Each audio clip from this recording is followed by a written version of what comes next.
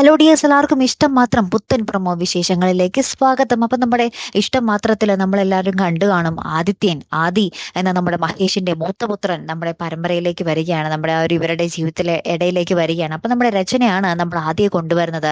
അതും നമ്മുടെ മഹേഷിനെതിരെയായുള്ള ഒരു തുറുപ്പ് ചീട്ടായിട്ടാണ് നമ്മുടെ ആദി ഇറക്കിയിരിക്കുന്നത് കേട്ടോ. അപ്പം നമ്മുടെ മഹേഷിനോടുള്ള ഒരു പ്രതികാരവും ആ ഒരു പകയൊക്കെ നമ്മുടെ ആദിക്കുള്ളിൽ ഇങ്ങനെ കുത്തി കുത്തി വെച്ച് കൊടുക്കുക നമ്മുടെ ആകാശം രചനയും കൂടി. എന്നിട്ട് നമ്മുടെ ആദിത്യം പറയുന്നുണ്ട്, അമ്മയ്ക്ക് മുന്നിൽ ഞാൻ അച്ഛനെ കൊണ്ട് മാപ്പ് പറയിപ്പിക്കും എന്നൊക്കെ നമ്മൾ ആദിത്യൻ ഇങ്ങനെ പറയുന്ന രംഗങ്ങളുണ്ട് കേട്ടോ.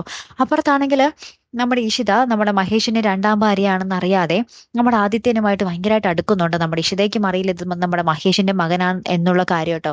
നമ്മുടെ ആദിത്യന് എന്തോ ഒരു അപകടം പറ്റുമ്പോൾ നമ്മുടെ ഇഷിതയാണ് നമ്മുടെ ആദിത്യനെ രക്ഷിച്ച് തിരികെ ജീവിതത്തിലേക്ക് കൊണ്ടുവരുന്നത് കേട്ടോ.